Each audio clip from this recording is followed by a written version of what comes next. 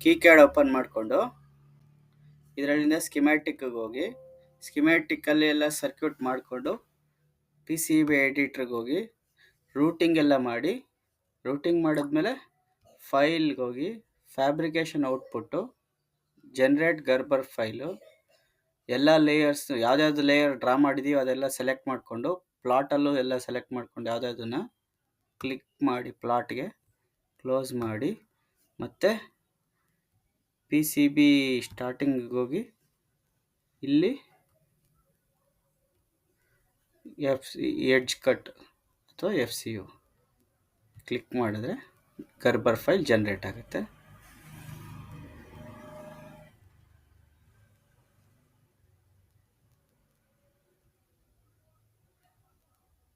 ಈ ಥರ ಬರುತ್ತೆ.